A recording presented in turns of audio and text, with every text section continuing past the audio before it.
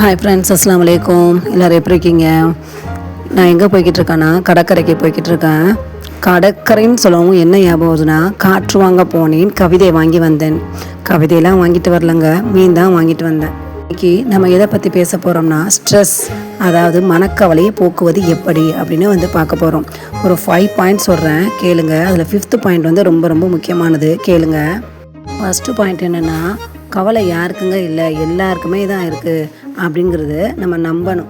Second point என்னென்னா, இதுவும் கடந்து போகும், நம்ம கவலைகளும் மாறும் அப்படிங்கிறத நம்பணும். தேர்டு பாயிண்ட் என்னென்னா, நம்மளுக்கு பிடிச்சவங்க கிட்ட நம்ம கவலைகளை ஷேர் பண்ணலாம். நம்ம ஃப்ரெண்ட்ஸு, நம்ம பேரண்ட்ஸு அப்படின்னு நம்ம கவலைகளை ஷேர் பண்ணி அந்த கவலைகளை குறைக்கலாம். ஃபோர்த்து பாயிண்ட் என்னென்னா, செல்ஃப் மோட்டிவேட் பண்ணிக்கிறணும்.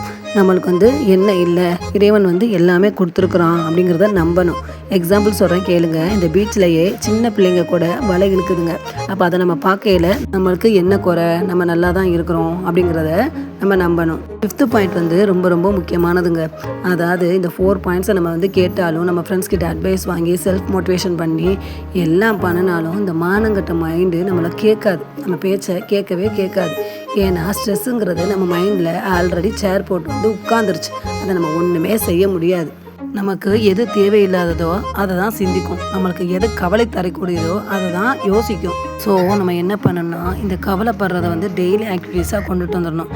எப்படி 3 வேளை சாப்பிட்றோம், தூங்குகிறோம், நம்ம வேலைகளை செய்கிறோம், அது மாதிரி இன்றைக்கி நம்ம கவலைப்பட்டுட்டோமா, ஓகே அப்படிங்கிற கவலை டெய்லி ஆக்டிவிட்டீஸில் கொண்டுட்டு வந்துடணும். அதை நார்மலைஸாக பண்ணிடணும். இதாங்க நான் பண்ணிக்கிட்டு இருக்கேன். நான் என்ன தான் டைவர்ட் பண்ணாலும், ஃப்ரெண்ட்ஸ் கிட்ட பேசினாலும் எனக்கு அப்பப்போ இந்த டிஸ்டர்பன்ஸ் வந்துக்கிட்டு தான் இருக்குது.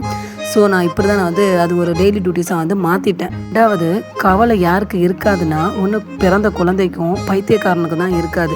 ஏன்னா ஒரு மனிதனுக்கு இடம் வாங்காதவனுக்கு இடம் வாங்கணுமேன்னு கவலை, இடம் வாங்கினவனுக்கு வீடு கட்டணுமேன்னு கவலை, வீடு கட்டினவனுக்கு கார் வாங்கணுமேன்னு கவலை, கல்யாணம் ஆகாதவனுக்கு கல்யாணம் ஆகணுமேன்னு கவலை, கல்யாணம் ஆனவங்களுக்கு மனைவியோ கணவனோ சரியில்லையேன்னு கவலை, பிள்ளை இல்லாதவங்களுக்கு பிள்ளையை பெற்றெடுக்கணுமேன்னு கவலை, பிள்ளை பிறந்தவங்களுக்கு அதை சரியாக முறையாக வளர்க்கணுமேன்னு கவலை, ஒரு குழந்தையாக பிறந்தவங்களுக்கு நிறைய அண்ணன் தங்கச்சி இருக்கணுமேன்னு கவலை, நிறைய பேர்களோடு பிறந்தவங்களுக்கு அவங்களோட உறவுகளை வாழ முடியலேன்னு கவலை, காலேஜ் படிக்க முடியாதவங்களுக்கு காலேஜ் படிக்கணுமேன்னு கவலை, காலேஜ் படித்தவங்களுக்கு வேலை கிடைக்காதன்னு கவலை.